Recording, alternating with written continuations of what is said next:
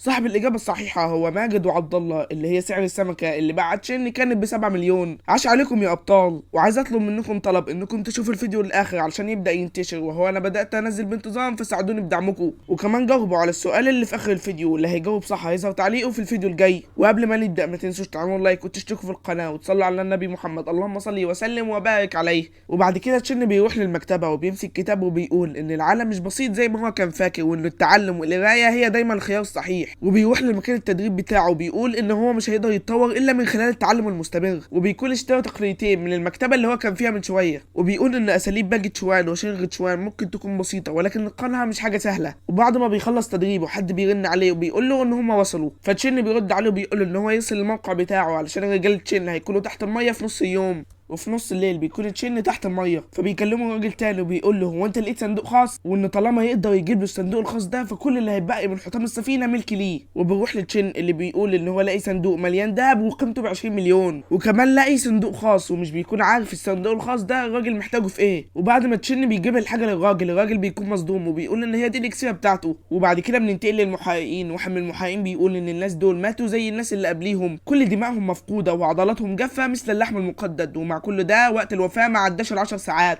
فبيقول المحقق ان كل الضحايا ما كانش عندهم عائلات ولكن كان عندهم قوة جسدية. والنتيجة عن اللي بيحصل ده بيقول للمحقق اللي معاه انه يقفل كل الاماكن الترفيهية اللي في المدينة. وفي وقت متأخر من الليل بنلاقي شخص بيموت، وبيروح للمحقق اللي بيكون مصدوم وبيقول ان في 4 كمان ماتوا. وعند تشين بيقول ان بعد ايام من التدريب حقق تقدم كبير في مهاراته باجي تشوان وشينغ تشون، وبيجيله رسالة من النظام من استوعب تقنية قتالية جديدة وانه يسميها. فبيقول تشين انه هيسميها القبضة المتفجرة، وانها مزيج من وضعية باجي تشوان ذات الثمانية زوايا وتقنية شينغ تشوان. وبعد كده بنشوف سفينة وبيكون عليها صيادين، وواحد من الصيادين بيقول ان اخيرا مسك بالسمكة اللي قعد يطاردها كتير. وبيقول كمان ان لازم يكون حذر لان المرة دي كلفته استثمارات ضخمة، فقط شبكة الصيد الواحدة كلفته الملايين. فبيقول الصياد اللي معاه ان في ثقب في منتصف الشبكة وان الاسماك بتهرب، فبيزعق له بيقول له انهم يسحبوا الشبكة بسرعة. فبيرد عليه الصياد وبيقول له ان الكشاف ما بيظهرش ان في اي حاجة بتتحرك. وبيروح لتشين اللي بيكون هو اللي عمل كل ده، وهو اللي عمال ياكل في الاسماك اللي بتكون في الشبكة، وبيقول ان جسم واحد بيلتهم العشرات من الاسماك في دفعة واحدة، وان دي وجبة شهية. وبيقول ان دلوقتي جه الوقت علشان يرجع للمنزل. وبيروح للصياد اللي بيكون مصدوم وبيقول هو ليه شبكتي ممزقة واسماكي راحت فين، وبيكون مش عارف هو انهي وحش اللي يقدر يعمل كده. وبيروح لتشين اللي بيكون مروح بالعربية ومستخدم مهارة الاستشعار، وبيقول ان في حاجة بتتبعه وهو حاسس بشعور مش مريح. وبيقول اللي بيطارده اكيد ده وحش او شبح. تشين بيزود سرعة العربية وبيتأكد ان في حد فعلا بيطارده، وبيقول ان السرعة دي اسرع من سيارة ولكن يقدر الوحش ده يلحق بيه. وبيخمن ان الشخص اللي بيطارده ده مش حد ضعيف. تشين بيروح عند الشاطئ وبيقول له انه يخرج وانه مش شخص سيء. وقتها بتظهر بنته وبتقول له ان في حد سرق لبسها وان ينفع يجيب لها اللبس ولا لا. تشين مش بيرد عليها وما بيديلهاش فرصة في الكلام وبيهجم عليها، واول ما بيهجم عليها بقوته بتتحول لوحش. وبتقول له ان هو عنده طاقة حياة قوية وانها تاخدها منه. وبتقول له كمان انها لما تاكل واحد زيه هيعادل مئات الاشخاص اللي بصحة جيدة، وان ده كافي لمساعدتها على اكمال المرحلة الاولى من تطورها. تشين مش بيديلها فرصة تتكلم وبيقول لها لو انت عايزة تاكليني وريني قوتك. فبترد عليه الوحش وبتقول له ان هو سريع فعلا ولسه هتكمل كلامها بيكون قضى عليها مع قوة الضربة اللي ضربها لها تشين، ولكن هي مش بتموت. فتشين بيبدأ يضرب في النخلة اللي بيكون على الشاطئ، وكل ما بيضرب في النخلة بتكون أضعف. فبيقول تشين إن هي تقدر تندمج مع جذور الأشجار والصخور، ولكن في كل مرة بيضرب الوحش بيحس إن الوحش بقى أضعف. تشين بيقول للوحش إن الاندماج مع جذور الأشجار حقا مهارة جيدة ولكن مش معاه. وبيقول كمان للوحش إنه يجاوب على أسئلته علشان يمنح موت سريع. فالوحش بيرد عليه وبيقول له وأنا ببان لك إن أنا بخاف الموت. وبيقول كمان اللي كان فاضل له شهر واحد بس، ولو كمل تحوله للظلام كان حتى ملك الحرب مش عارف يوقفه.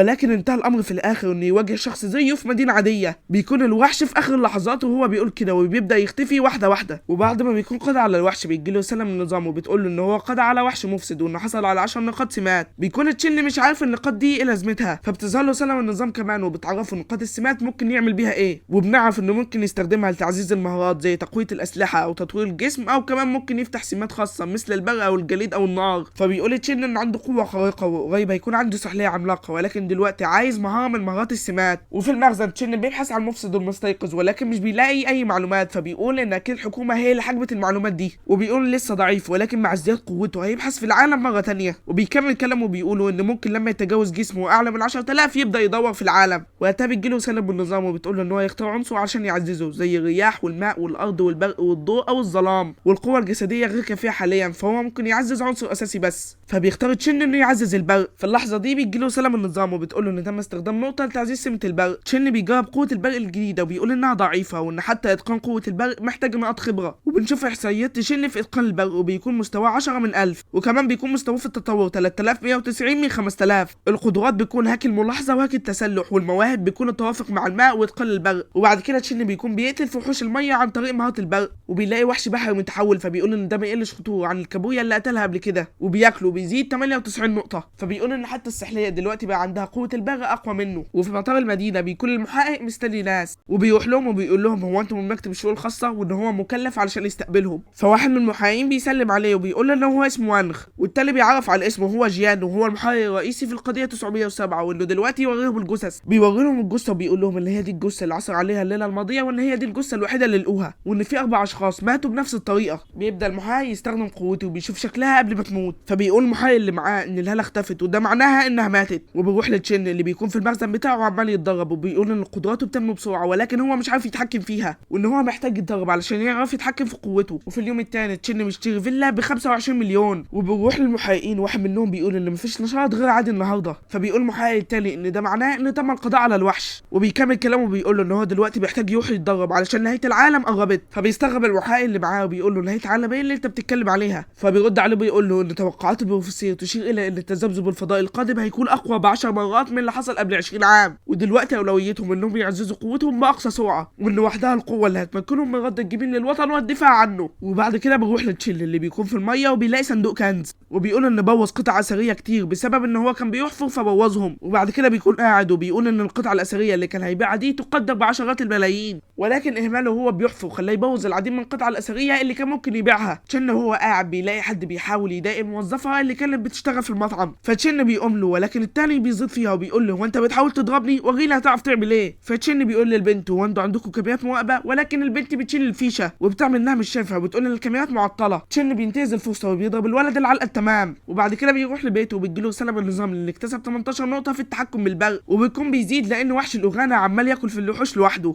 وبعد كده تشن بيروح علشان يبيع القطعه الاثريه اللي لقاها في الميه، وبيفتح الشنطه بيقول له هو سعر الطبق الاثري ده بكام؟ فبيقول له القطعه اصليه وما فيش شك، ولكن للاسف هو معاه جزء واحد منها بس وده اللي هيقلل من ثمنها. فتشن بيقول له انها في الاصل كانت ضمن مجموعه ولكن للاسف بوظها بسبب غبائه. فبيرد عليه الراجل وبيقول له ان الموضوع مؤسف ولكن هو ممكن يشتري منه الطبق ب 4 مليون ونص. تشن هو ماشي بيقول ان حاسس ان في نظرات غريبه عن الراجل ده وانه كان بيخفي حاجه، وبيروح للراجل اللي بيكون اشترى الطبق من تشن وبيكون الزعيم بتاعه بيكلمه بيقول له هو انت متاكد ان انت لقيت دليل على السفينه الغارقه؟ فبيقول له انه يبص على القطعه الاثريه دي وانها بتحمل ختم رسمي اللي كانوا بيبحثوا عنه، وبيقول كمان انه اشتراها من شاب وانه اكيد الشاب ده يعرف المزيد من التفاصيل. وقتها الزعيم بيقول له ان هم يسلموا المعلومات للثعلب وانه هيعرف كل حاجه في حدود نص ساعه بس. وبعد شويه دقايق بيكونوا عرفوا معلومات عن تشن، وبيقول الراجل اللي اشترى من تشن ان هو كان طالب جامعي ولكن فجاه انفق 3 مليون على سياره فخه وكمان سافر للخارج مع ليتا ينهوري. وبيقول للزعيم بتاعه ان هم ممكن يواصلوا التعاون مع اللي بيدعم تشن، فبيرد عليه الزعيم بكل خبث وبيقول له احنا هنشتغل معاه وبيضحك ضحكات خبيثه. وبيروح لتشن اللي بيقول ان الصفقه تمت بسلامه ولكن هو حاسس ان في حاجه غلط في الراجل ده. وتاني يوم تشن بيكون في الاسانسير وبيقول ان الموضوع بتاع امبارح لسه شاغل تفكيره، وبيكمل كلامه وبيقول ان هو ممكن يكون بيتوهم. بيغير الموضوع تشن وبيقول ان بعد امتصاص قدرات الثعبان البحري ازدادت كثافه العظام بتاعته بمقدار 50 ل 60 الشخص العادي، وان بيتساءل دلوقتي هو ممكن يتحمل الطلقات الناريه ولا لا. وعند باب الاسانسير بيكون حد مستنيه، واول ما بيطلع تشن من الاسانسير بيجي وراه وبيقول له انه ما يتحركش وما يعملش اي صوت وانه يجي معاه. وفي العربيه تشن بيعمل انه خايف وبيقول لهم هو انتوا هتودونا على فين، وانه مش فاكر انه اسال لهم بحاجه وانهم هيعملوا ليه كده فيه. فبيرد عليه احد الخاطفين وبيقول له انه هيقابل شخص وانه ما يعملش اي حركه غبيه. وعند زعيم الخاطفين بيكونوا وصلوا تشن، واحد من الخاطفين بيكلم زعيمهم وبيقول انهم جابوا تشن. بيكون زعيم الخاطفين متعصب وبيقول انا دلوقتي هشوف مين اللي خلاني انتظره طول الليل. تشن بيظهر شخصيته الحقيقيه وبيقول لهم هو انتوا ليه لوحدكم بس؟ فبينصدم الخاطف وبيقول هو من شويه مش كان خايف، ازاي دلوقتي تحول كل التعابير وبقى هادي؟ وبيقول كمان ان في حاجه مش طبيعيه فيه وان هدوءه مريب. فبيقول زعيم الخاطفين انتوا واقفين تعملوا ايه ودلوقتي جهزوا اسلحتكم. واحد من العصابه بيهجم على تشن بالسلاح ولكن تشن ما بيدلوش فرصه وبيضرب السلاح وبيطيره. تشن بياخد السلاح منه بيقول للعصابه ان يسيب السلاح في الارض ولكن تشن مش بيسمع كلامهم. فبيقول زعيم العصابه ان عنده مسدسين بينما تشن ما عندوش غير رصاصه واحده وان هو محاط من العصابه في كل الاتجاهات فازاي هيهرب. فبيرد عليه تشن وبيقول له ان هم الاغبياء وانه في الواقع هم اللي وقعوا في الفخ وان دلوقتي يقولوا له مين اللي بيقف وراهم وان لو كانوا صادقين هيجعل نهايتهم سعيده. ما بيسمعوش كلام تشن وزعيم العصابه بيضرب عليه نار فتشن ما بيدلوش فرصه وبيقتله. وكده تكون الرصاصه اللي مع تشن خلصت ومعهوش اي طلقات ناريه. وبتقول العصابه ان نفذت خزينه تشن وان دلوقتي هجوموا عليه. بيبداوا يطلقوا عليه نار ولكن تشن مش بيتاثر بالطلقات الطلقات الناريه، وبيستخدم هالته وبيمسك الرصاصه بكل سهوله، وبيقول واحد من العصابه انه امسك الرصاصه بكل سهوله وانه وحش حقيقي. تشن بيرد عليه وهو بيضحك وبيقول ان هي دي القوه الحقيقيه، وبعد ما بيكون خلص على كله بيكون فاضل واحد وبيساله هو مين اللي ارسلهم، فبيرد عليه وبيقول له انه مدير مجموعه لونغو هو اللي ارسلهم واسمه تشانغ دون هونج، وانه عنده متجر في شارع غوان وبيعيش في فيلا غونشان رقم 3. في اللحظه دي بيكون حد بيتكلم في التليفون الزعيم. تشن بيمسك التليفون وبيقول له هو انت مش تشانغ، وان النهارده هيقابله بالليل، وعند تشانغ التابع بتاعه بيقول له ان هو طلب 20 مليون وانه جشع، فبيقول له ان هم جهزوا المبلغ وان الصفقه دي تساوي عشرات الالاف من الارواح. وعند تشن بيكون بيتحرك بكل سرعته وبيكون معدي السياره، وبيقول ان سرعته دلوقتي وصلت ل 120 متر في الثانيه. وفي قصر تشانغ التابع بتاعه بيقول له هو انت تعتقد ان هو خاف ومشي؟ فتشانغ بيرد عليه وبيقول له انه هزم بمفرده 7 رجال مسلحين وانه اكيد مش شخص عادي، وبيقول له كمان انه عنده 12 قناص وعشرات الاتباع المخلصين وان حان الوقت دلوقتي علشان يستخدمهم. ومره واحده الدنيا بتضلم وبيكونوا الحراس اللي حاصين القصر بيكونوا مصدومين، وبيقول الحراس اللي عند تشانغ ان الكاميرات عند الابواب الرئيسيه معطله وكذلك عند الباب الامامي. تشانغ بيتعصب عليهم وبيقول لهم انهم يطلقوا النار على اي حد يدخل ومش مهم هو مين. وعند الطريق اللي بيوصل لباب تشانغ بنشوف الحراس ميتين، وبروح لتشانغ اللي بيكون الباب بيتفتح فبيتعصب عليهم وبيقول لهم انهم يطلقوا النار، ولكن في ثانيه تشانغ بيخدع الحراس اللي جنبه. تشانغ بيكون خايف وبيقول له هو انت مستيقظ؟ ومن كتر خوفه بيقول له ان هو ممكن يديله 500 مليون ولكن يسيبه على قيد الحياه. فتشن بيرد عليه وبيقول له ان ده عرض مغري ولكن ما يقدرش يسيبه على قيد الحياه بعد ما قتل كل دول، وان دلوقتي يتكلموا عن الناس اللي استيقظوا وهيخليهم يعيشوا شويه حلوين. فبيبدا تشانغ يحكي له وبيقول له ان عام 99 كانوا بيقاتلوا في معركه على الارض وتحديدا عند جبل النمر الابيض، ظهر شخص مغطى باللهب وتحولت المدينه الى بحر من نيران في غمضه عين. وفي اليوم الثاني ما بقاش حاجه غير بحيره عملاقه واطلقت عليها السلطات اسم البحيره الغارقه. فبيقول تشن ان المستيقظين اقوياء جدا وان لحسن الحظ ما عملش فوضى في الوقت ده، وقصده يا جدعان قبل ما يكون قوي. تشانغ بينتهز الفرصه وسط ما تشن بيكون بيفكر بيضرب عليه بالسلاح. الضربه ما بتاثرش في تشن وبيهجم عليه تشن وبيقتله، وبيقول تشن انه غبي جدا وانه طالما قدامه فما فيش مجال انه يهرب، وانه قدامه مجرد حشره ما يقدرش حتى يلمسه لمسه. وتاني يوم بنشوف المحقق اللي بيكون في قصر تشانغ بتقول للمساعده بتاعته ان تم العثور على 31 جثه من بينها المدير تشانغ، فبيقول ان هو بيراهن ان تشن هو السبب وان هو المسؤول عن اللي حصل كمان في الغابه الحمراء. وبيقول كمان ان في تحركات غير طبيعيه في الارض وان الهجوم الثاني هيكون وشيك، وانه كان عايز يديله فرصه ولكن تشن ما سمحلوش انه يعمل له كده. وبيروح لتشن اللي بيقول ان الدجاجه اللي كان هياكلها النهارده اختفت وان في اثار زيت، وبيقول كمان ان الحاجه اللي النهارده عدت ما كانتش عاديه. وفي الليل بيكون تشن بياكل في الوحوش، وبيجيله رساله من النظام ان حصل على 67 نقطه تطور وكمان حصل على 6 نقط احصائيات بدنيه، وبيقول ان اكيد في وحوش تاني في الاسفل عشان كده هينزل تحت. وبيبدا ينزل ويتعمق في الميه، وبيقول ان الضغط بدا يزيد. وبيت تشن بيشوف كيان غريب بيسرق الاكل بتاعه، وبيكون تشن حاطط الاكل ده كفخ علشان يعرف مين اللي سرق الاكل امبارح. تشن بيقرر انه يهجم على الكيان الغريب ده وبيبدا يهجم عليه ولكن بيلاقيه انه اختفى. وقتها بتجيله رساله من النظام وبتقول له ان جسده بدا يتعرض للتلوث بطاقه متلوثه، وانه جسده قوي بما يكفي علشان يكون محصن ولكن المقاومه دي هتنهار بعد 5 ساعات.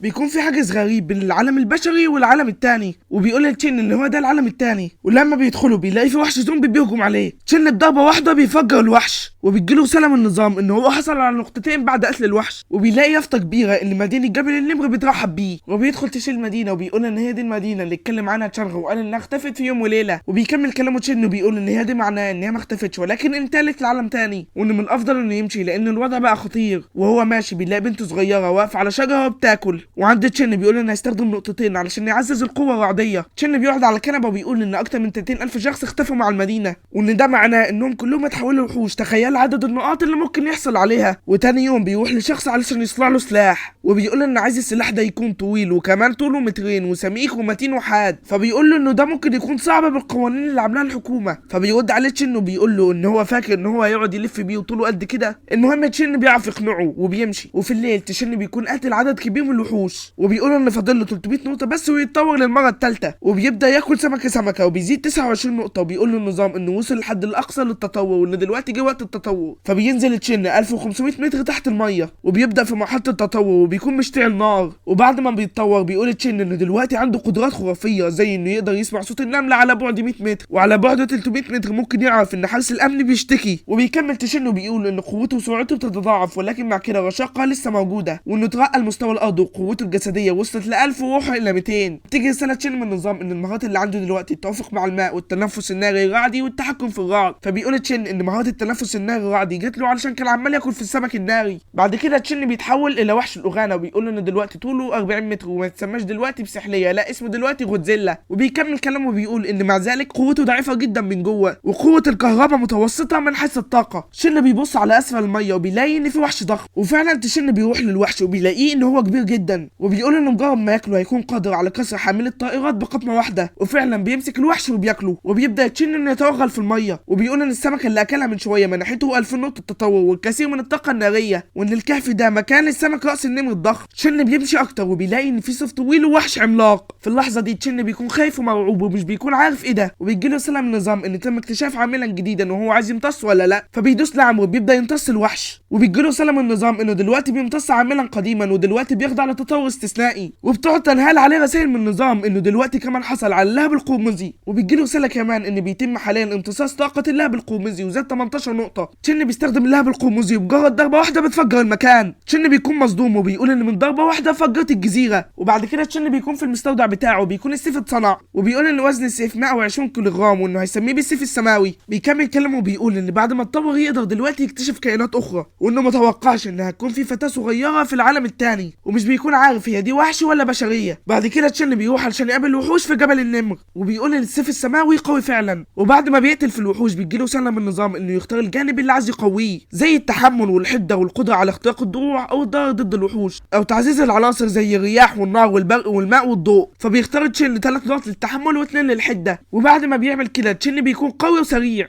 وبيقضي على وحش الزومبي. فبيجيله رساله من النظام ان بعد قتل الوحش الزومبي من المستوى الثاني حصل على 10 نقط سمات، وكمان اتعزز درعه ب 15 نقطه وحصل على قدره عاكسه للصدمات من المستوى الاول. فبيختار تشن انه هيستخدم 5 نقط علشان يزيد مده الدرع، وهيستخدم الباقي علشان يزيد حده السيف. وفي ثواني بيهجم على الوحوش وبيبدا يقتل فيهم، وبتقعد تجيله رساله من النظام انه عمال يحصل على نقاط سمات. بعد الوحوش اللي قتلها تشن بيكون فاضل زعيمهم. تشن بيهجم عليه وفي نفس الوقت الوحش بيهجم عليه، ولكن بتتعارض الضربات لان قوه ضربتهم الاثنين كانت متساويه. فبيقول تشن انه قوي زيه ولكن مشكلته انه بطيء جدا، وفي ثانيه تشن بيهجم عليه وبيموته. وبيجيله رساله من النظام انه قتل وحش مدرع من المستوى الخامس وحصل على 100 نقطه سمات، وان تم اكتشاف درع الوحش ممكن دلوقتي يستخدم 10 نقط علشان يمتصه. فبيقول تشن ان مش عجيب انه كان قوي جدا لانه من المستوى الخامس، وان ده حاجه منطقيه انه محتاج 10 ضربات علشان يموته. وبيسمع صوت حد بيقول اهرب اهرب، وبيكون خايف الحد ده. فبيروح له بيلاقي ان دي البنت اللي سرقت الاكل منه، وبيقول لها انها من النهارده هتكون اسمها تشيتشي وهتكون اخته الصغيره، وبياخدها للبيت معاه. تشن بيقعد على الكنبه وهو بياكل، وبيقول ان لما كان بيقاتل الوحش الكبير اللي من المستوى الخامس كان ممكن يدمره في ثانيه، ولكن الدرع منعه انه يستخدم اللهب القرمزي، وانه لو كان استخدمه كان هيدمره في لحظه وكان هيكون قتال مضمون. وبيقول كمان ان اتبقى 80 نقطه من السمات وانه هيستخدمهم علشان يعزز درعه، وفعلا بيستخدمهم وبيكون دلوقتي وصل للمستوى المتوسط ب3 نقاط. وبعد كده تشن بيروح يتدرب على الاشجار، وبيقول ان بسبب هالته الخارجيه ممكن دلوقتي يجمع قوه اللهب جواه بعد كده يفجرها في الخارج. الضربه دي تحتوي على قوه لا تقل عن 150 طن، وبيقرر ان يسمي المهاره دي لهب الاباده. ومن التعب بيرتاح على الارض وبيقول ان هو انهى 100 ضربه، وان المفروض 3 ضربات تكون كافيه علشان تقتل وحش الزومبي الكبير اللي من المستوى الخامس. وبعد كده تشن بيتحول لوحش الاغانا وبيشوف ان في غواصه جايه، وبيقول ان الغواصه دي مليانه باللصوص من بلاد القنغر علشان كده هي صغيره جدا، وان الغواصه دي فرصه علشان يختبر قوته الجديده. وفعلا تشن بيقرر انه يهجم عليهم، وبيروح لجوه الغواصه، وواحد منهم بيقول ان اكتشف اللي دار ان في مخلوق كبير على بعد 100 متر بيقرب منهم بسرعه. فكلهم بيكونوا خايفين ومصدومين وبيقولوا انهم يضربوا صاروخ. ما بيلحقوش يكملوا كلامهم مره واحده بيقولوا ان السفينه اتضررت جامد، وان دلوقتي قاعده اللادار عماله تتضرب وممكن تنهار في اي لحظه. فبيقول قائدهم انهم يغلقوا صمامات المياه علشان يمنعوا المياه من التدفق، وانهم يفتحوا جهاز الكشف العميق علشان يحددوا الهدف بدقه ويرسلوا التضاريس المحيطه. فبيقول واحد من اتباعه ان هو مخلوق كبير ويبلغ حوالي 40 متر وانه كمان اكبر من الحوت الازرق. قائدهم بيكون مصدوم وبيقول ان حتى الحيتان الزرقاء طولها بيكون 30 متر مش اكتر، وبيقول لهم بسرعه انهم يغلقوا الخلفيه ويرتفعوا الى سطح الميه. فبيقول له التابع بتاعه ان الميه لسه بتتسرب وانه لسه بيهاجمهم. فبيرد عليه قائدهم وبيقول له انهم يطلقوا التوربينات بسرعه علشان يطلعوا الى سطح الميه في اسرع وقت. وعند تشن بيقول ان الغواصه جايه، وبيقول انهم بيخططوا يروحوا له علشان يضربوا على صواريخ ويهربوا. وبيكمل كلامه وبيقول ان هو وصل سرعته الى 200 كيلومتر في الساعه، فازاي عايز يجيله. تشن بيكون قايل الكلام ده والصواريخ عماله تضرب عليه، وبيروح للغواصه اللي بتكون بتحاول تهرب. فتشن بيستخدم ذكائه وبيروح ورا الغواصه وبيمسك فيها. وقتها الصواريخ بتتضرب في الغواصه نفسها وتشن بيهرب. واللي مش فاهم ازاي ده حصل، الصواريخ دي بتكون حساسه يعني مهما راحت تيجي وراه. بعد ما تشن بيكون دمر الغواصه بيقول ان الانفجارات دي مش بتحسسه بالراحه وانه عايز يزيد قوته. وبس كده يكون خلص الجزء الثاني من حكايه تشن. وما تنسوش تعملوا لايك وتشتركوا في القناه. عايز اعرفكم اني بسجل بعد الفجر. اي نعم انا متحمس شويه لان الحكايه جامده، ولكن ده ما يمنعش ان انا تعبان وعايز اشرب ميه. حرفيا يا جدعان عايز اقول لكم ان انا من كتر التسجيل ببقى عطشان جدا، فكنت عايز اعرفكم يعني ان انا لما بسجل بعد الفجر بتعب جدا، وده علشان الحق انزل لكم الفيديو. اي نعم هي غلطتي علشان المفروض اسجل بالليل، بس اهو علشان ما اثرش عليكم بحاول انزل لكم الجزء الجديد بسرعه، فقدروا تعبي واعملوا لايك واشتركوا في القناه. اما بقى سؤال الحلقه اللي هيجاوبوا صح هيظهر تعليقه في الفيديو الجاي، وهو تشن وصل دلوقتي للتطور كام، الاول ولا الثاني ولا الثالث ولا الرابع؟ ولو فاكرين هو لما اتطور في الميه وبقى وحش الغودزيلا كبير هو كان في التطور الكام؟ المهم ما تنسوش تصلوا على النبي، اللهم صل وسلم وبارك عليه، ويلا السلام.